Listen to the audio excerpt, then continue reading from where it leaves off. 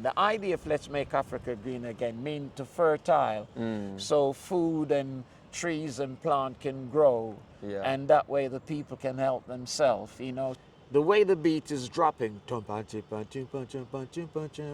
she's hearing rain, food for Africa.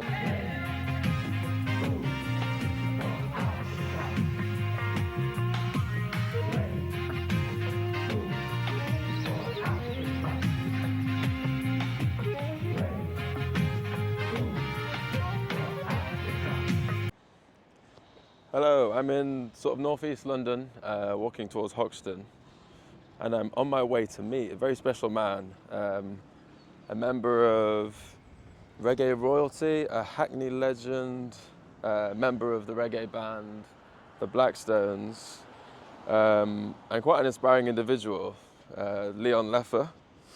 But why? Well, I'm sure everyone listening to this has sort of heard of Band Aid, Live Aid, 1984 and 85, and the outpouring of charitable goodwill, and the charity record, Do They Know It's Christmas Time, and Bob Geldof raising millions of pounds, and you know, the iconic concert. But you know, what remains a rather obscure piece of history is what Leon did also at the same time as Live Aid was create something called BRAFA, the British Reggae Artist Famine Appeal, which happened coterminous to Live Aid. They also released a charity record in support of the same famine in Ethiopia called Let's Make Africa Green Again, and hosted a benefit concert which happened in Shoreditch Park, which is where I'm approaching now. And, you know, it remains an obscure, forgotten piece of history. Unfortunately so, because it's an example, a beautiful example of a positive representation of Africa, a charity appeal coming from a black voice, which is actually quite rare. So I'm going to meet the founder of BRAFA, the British Reggae Artist Famine Appeal team, Mr. Leon Leiffer, and we're going to meet in the square that they've named after this group, and I'm going to ask him a few questions, get to know him, and uncover this forgotten piece of history. And yeah, come with me for the ride, let's see. We had a big coverage, but the reason we were a bit annoyed is that there was no representation of us in the Band-Aid thing. I know it's not about your complexion that you should be in it, but we had established artists like Trevor Walters, who had 2 songs in the British charts. Yeah. We have Aswad signed to a major company, and you have other groups that was not in the British charts then, but just as popular. Black Slate was in there with Amiga, I think. I'm not sure if it was then. We were extremely popular. We have #1 albums and being on the front page of many magazine and you know, and so on. So we never have any animosity against Band-Aid because they made millions to our couple hundred, you know, not 100, over 10,000, I think, you know, and so on. But we did, and this came about not because we did this thing. It's because I was told the borough was having a meeting about facing up and giving credit to the African community, Caribbean community, the effort that they've put in over the years. And someone at the meeting, can't remember his name, I must mention Emma Winch, W-I-N-C-H. Respect. Yeah, without her, none of this wouldn't happen in regarding to BRAFA Square. So he says they were coming up with names to put in, to suggest the name after this place. And he says, do you know about BRAFA? And I think none of them really did know anything, because BRAFA is British Reggae Artist Famine Appeal. So they investigated it and realized over 30,000 people was at a festival here 2 million years ago, and this is what happened. So they put it into the package, and people get this package, and they vote for you or for Amanda holding the camera, or for myself or for Tom Jones. And BRAFA won by public saying this place should be called BRAFA Square, which is the new Britannia Leisure Centre, is the entrance. Yeah, it's just behind us up there. Right, you Well, know. I think we'll go up there and we'll film a bit of the square. Yeah. What's your name again, Joe? Yes, sir. Oh, this is not going, Joe. Let me see. This is greasy, that's why. Okay, Yes, so yes, yes. I'm going to put Leon. Boom. Okay. Piece of history. And I'll put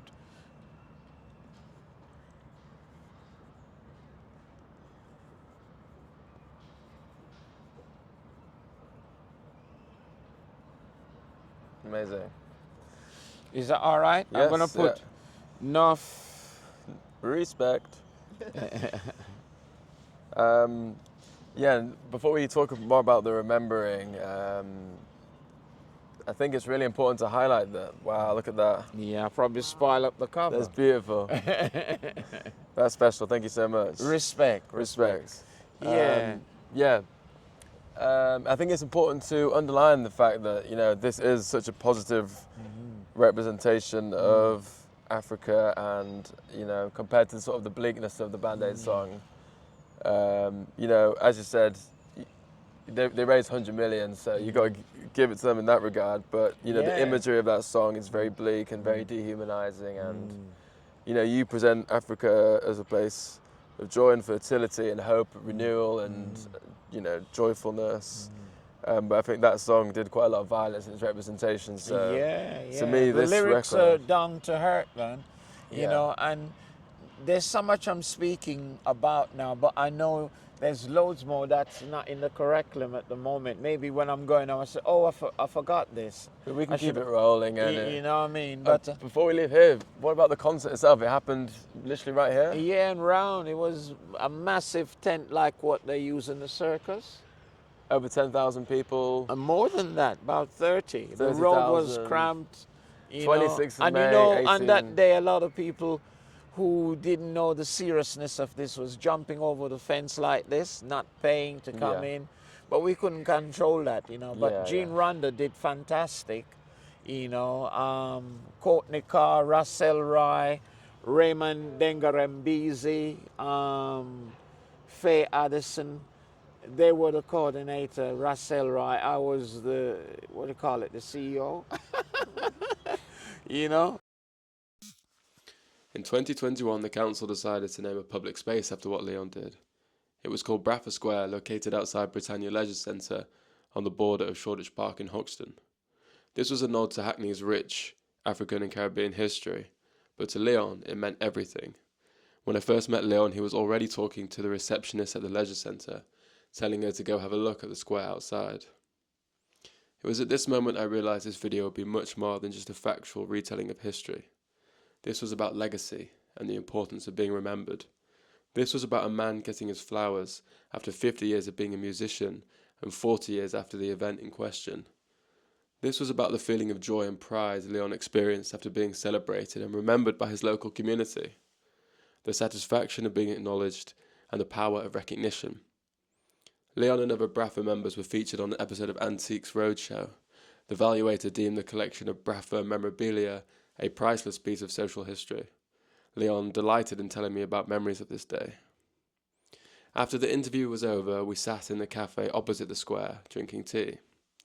Leon relived the time he got the first phone call from the council. He was delighted, overwhelmed with pride, in a state of disbelief. I think the recollection helps sums up how much it meant to him. I said, yeah, what it goes, well, the Hackney Borough is considering putting the British reggae artist Famine Appeal into a hat with X amount of name for the public to vote for. So I just put the phone down because it doesn't sound right to me. The phone rang again, and it's saying it's real. So I said, oh. You've done the right thing, though. Don't know what it was. It's real.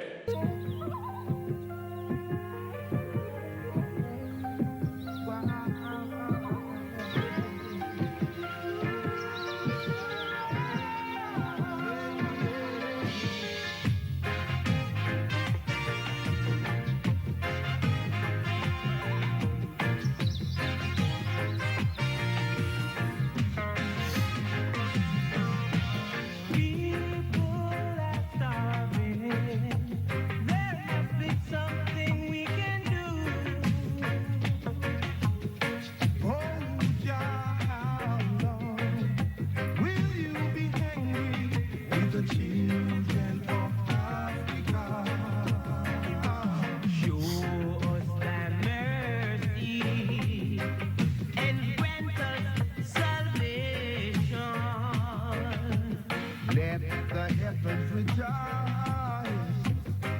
Souls of it can flow by.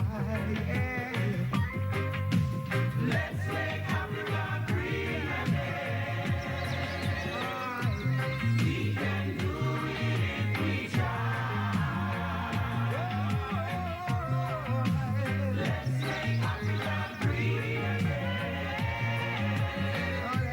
We can do it if we try. You know what I mean? So, This is it. yeah. BRAFA Square. Yeah, that's Gene Ronda there. And that's Ken Parker. Yeah. That's myself. And Tony Wicked Douglas. answer. And, yeah, that's Winston Reedy here and Dennis Brown. Yeah. And if you go around, this is Janet Kay. And this face here is Ken Parker. That's me again. Tony Douglas, Trevor Walters. And if you go around, this is look, this is Sarah Winfield. She came to the recording. There she is right here, representing, and this is a picture from the concert, Hackney Gazette. Yeah. This was founded, the connection for us to found that was by Winston Francis, who had the ticket and the dates. Yeah. So we could find that in the museum. This is Glenn Slowly. That's Trevor Hartley. This is Joy Mack. She's gone, and I mean, when I say she's gone, she's passed away. And this is the crowd outside Eddie Grant's studio. Wow. You know. So how does it See her feel? name there? Oh Sarah? yeah, there you go. Yeah. So how does it feel having this legacy here, inscribed in stone, being remembered after all these years? Well, it represents everybody. This is Raymond Dengar Mbisi. He's Yeah. from Zimbabwe. So many people Yeah. all came together. I am proud that I was able to convince so many people to come on board, and I couldn't have done it by myself. But the idea of coming up and the bravery to go to people and to ask them that without paying them, Yeah. I feel pleased. And it's there as a statement, not because I want it there, but because how many years later? 40 years later? Well, this been up here a couple of years, isn't it? Yeah. People, they didn't have to vote for this. They could vote for any of the other 25 names that they had or whatever, you know? And it's here, and it will be here long after all of us is gone. This note. Here it is.